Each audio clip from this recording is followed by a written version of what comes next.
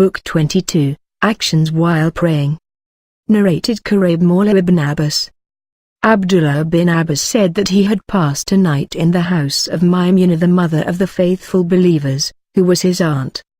He said, I slept across the bed, and Allah's apostle along with his wife slept lengthwise.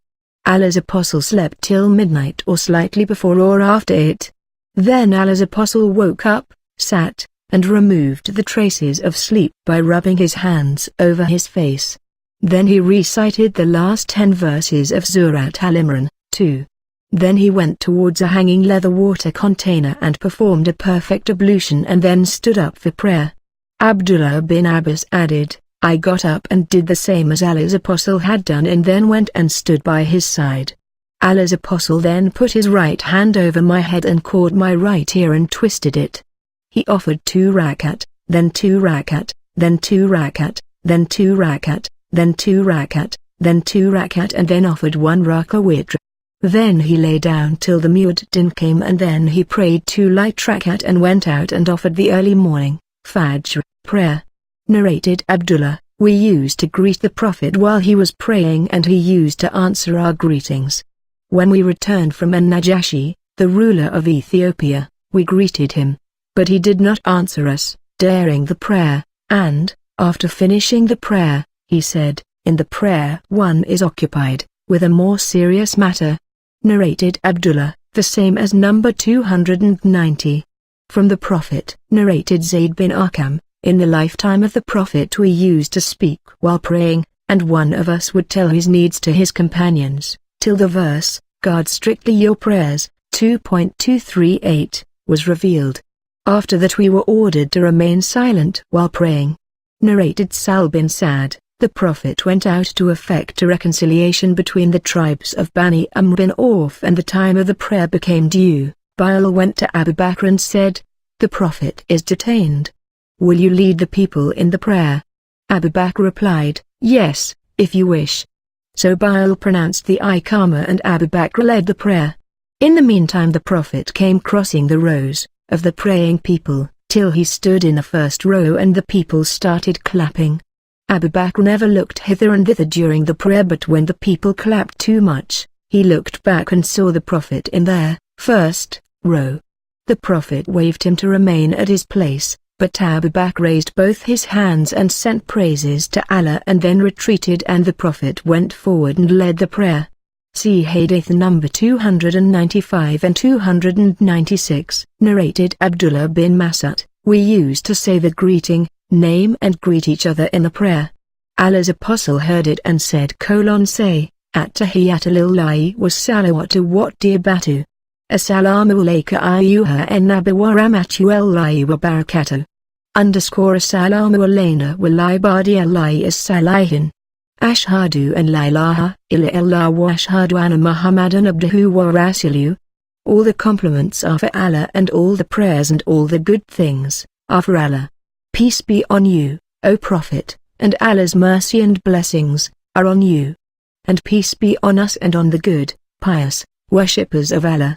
I testify that none has the right to be worshipped but Allah and that Muhammad is his slave and apostle. So, when you have said this, then you have surely sent the greetings to every good, pious, worshipper of Allah, whether he be in the heaven or on the earth. Narrated Abu Hurairah, the Prophet said, the saying Subhanallah is for men and clapping is for women. If something happens in the prayer, the men can invite the attention of the Imam by saying Subhanallah. And women, by clapping their hands. Narrated Sal bin Sa'd, the Prophet said, the saying Subhanallah is for men and clapping is for women.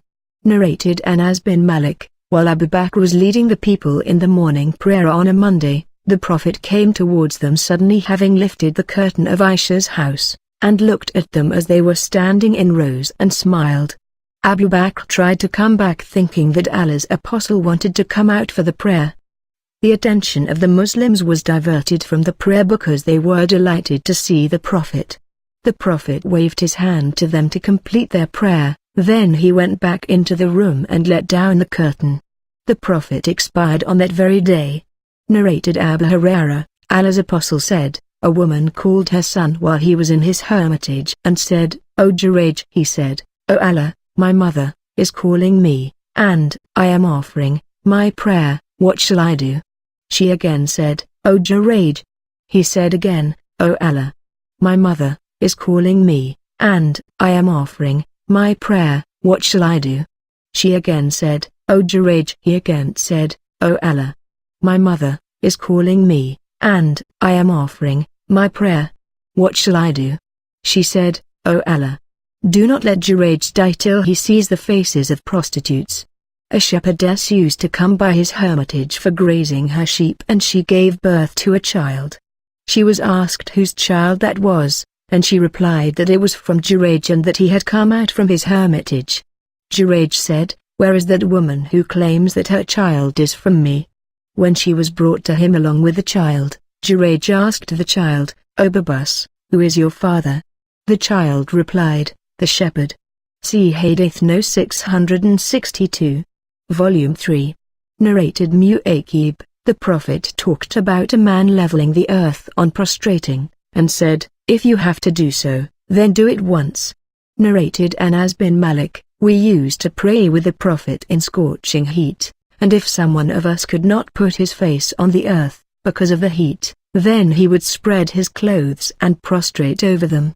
Narrated Aisha, I used to stretch my legs towards the Qibla of the Prophet while he was praying. Whenever he prostrated he touched me, and I would withdraw my legs, and whenever he stood up, I would re-stretch my legs.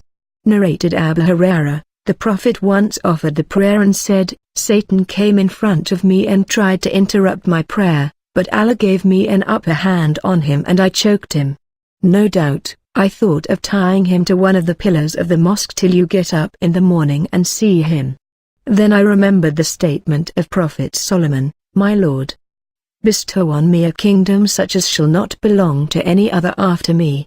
Then Allah made him, Satan, return with his head down, humiliated. Narrated Al-Azraq bin Qais, we were at Al-Awaz fighting the Al-Haruriyya tribe. While I was at the bank of a river, a man was praying and the reins of his animal were in his hands and the animal was struggling and he was following the animal. Shubba, a sub-narrator, said that man was Abu Baza al-Islamul. A man from the Khawarij said, "O Allah, be harsh to this sheikh." And when the sheikh, Abu Baza, finished his prayer, he said, "I heard your remark. No doubt, I participated with Allah's apostle in 6 or 7 or 8 holy battles and saw his leniency, and no doubt, I would rather retain my animal than let it return to its stable, as it would cause me much trouble." Narrated Aisha, once the sun eclipsed and Allah's apostle stood up for the prayer and recited a very long surah and went bowed for a long while and then raised his head and started reciting another surah. Then he bowed, and after finishing, he prostrated and did the same in the second rak'ah and then said, "These, lunar and solar eclipses, are 2 of the signs of Allah, and if you see them, pray till the eclipse is over." No doubt, while standing at this place I saw everything promised to me by Allah, and I saw paradise, and I wanted to pluck a bunch of grapes therefrom, at the time when you saw me stepping forward.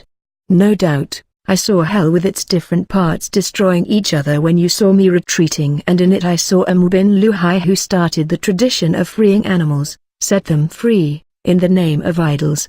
Narrated Ibn Umar, the Prophet saw some sputum on the wall facing the Qibla of the mosque and became furious with the people of the mosque and said, during the prayer, "Allah is in front of every one of you and so he should not spit," or said, "He should not expectorate." Then he got down and scratched the sputum with his hand. Ibn Umar said, after narrating, "If any one of you has to spit during the prayer, he should spit to his left." Narrated Anas, the Prophet said, "Whenever any one of you is in prayer, he is speaking in private to his Lord, and so he should neither spit in front of him nor on his right side but to his left side under his left foot." Narrated Sal bin Sa'd, the people used to offer the prayer with the Prophet with their waist sheets tied round their necks because of the shortness of the sheets, and the women were ordered not to lift their heads till the men had sat straight. Narrated Abdullah, I used to greet the Prophet while he was in prayer and he would return my greeting, but when we returned from Ethiopia, I greeted the Prophet while he was praying, but he did not return the greeting, and, After finishing the prayer, he said, in the prayer one is occupied with a more serious matter.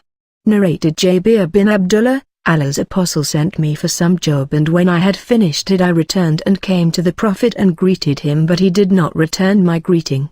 So I felt so sorry that only Allah knows it, and I said to myself, perhaps Allah's apostle is angry because I did not come quickly. Then again I greeted him, but he did not reply. I felt even more sorry than I did the first time.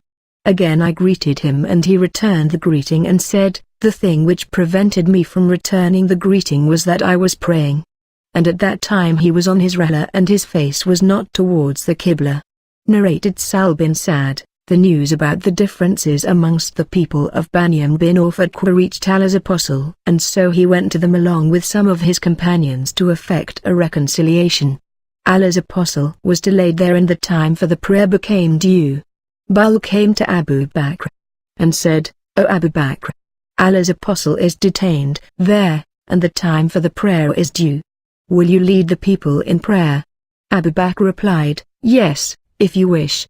So Bal pronounced the Iqamah and Abu Bakr went forward and the people said Takbir.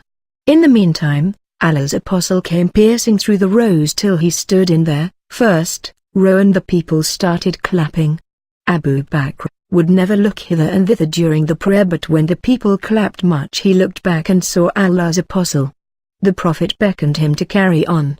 Abu Bakr raised both his hands, praised Allah and retreated till he stood in the row, and Allah's apostle went forward and led the people in the prayer.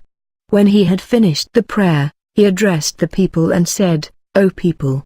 Why did you start clapping when something happened to you in the prayer? Clapping is for women. Whenever one is confronted with something unusual in the prayer, one should say, Subhanallah. Then the Prophet looked towards Abu Bakr and asked, what prevented you from leading the prayer when I beckoned you to carry on?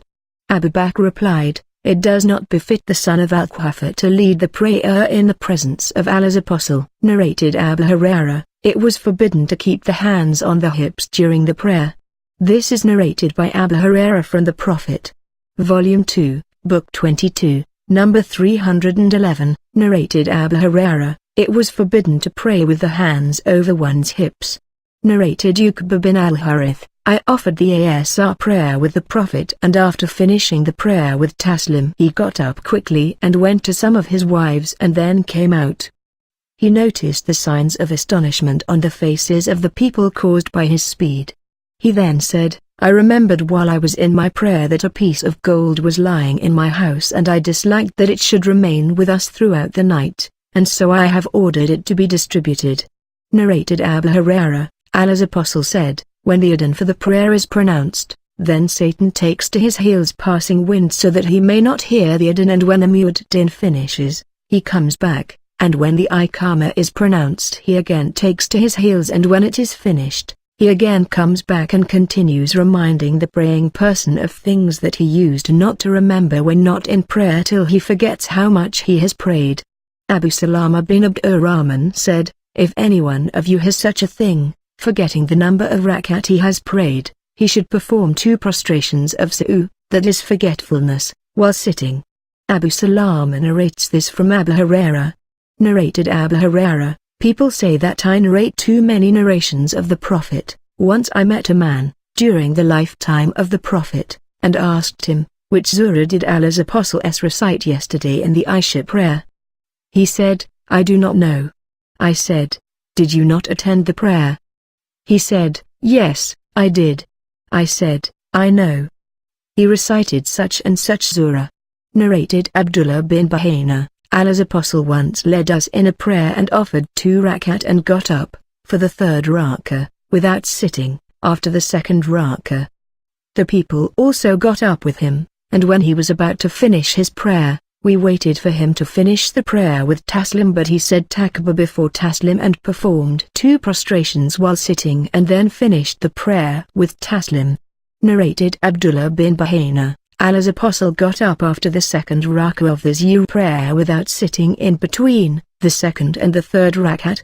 When he finished the prayer he performed 2 prostrations of su'u, and then finished the prayer with Taslim. Narrated Abdullah, Once Allah's apostle offered 5 rakat in the Zuhr prayer, and somebody asked him whether there was some increase in the prayer. Allah's apostle said, "What is that?" He said, "You have offered 5 rakat." So Allah's apostle performed 2 prostrations of su'u after taslim. Narrated Abu Hurairah, the Prophet led us in the asr or the Zuhr prayer and finished it with taslim. Dhulaydain said to him, "O Allah's apostle, has the prayer been reduced?"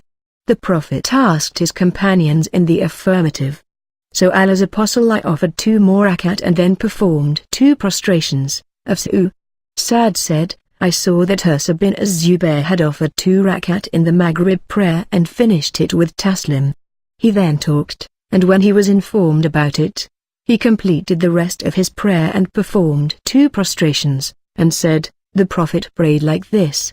Narrated Abu Hurairah. Once Allah's apostle offered 2 rakat and finished his prayer. So Dhulaydain asked him, "Has the prayer been reduced or have you forgotten?"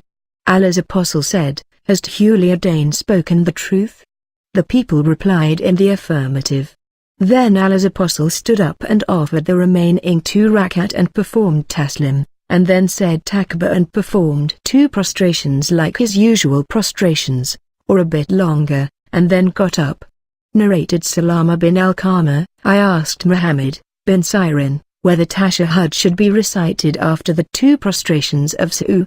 He replied, "It is not mentioned in Abu Hurairah's narration."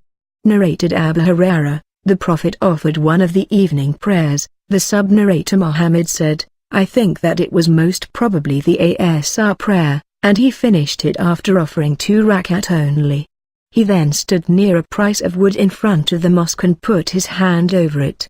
Abu Bakr and Umar were amongst those who were present, but they dared not talk to him about that, because of excessive respect for him, and those who were in a hurry went out. They said, 'Has the prayer been reduced?' A man who was called Dhulaydain by the Prophet said to the Prophet, 'Has the prayer been reduced or have you forgotten?' He said, 'Neither have I forgotten, nor has the prayer been reduced.' He said, 'Certainly you have forgotten.' So the Prophet offered 2 more rakat and performed taslim and then said takbir and performed a prostration of su'u like his ordinary prostration or a bit longer and then raised his head and said takbir and then put his head down and performed a prostration like his ordinary prostration or a bit longer, and then raised his head and said takbir.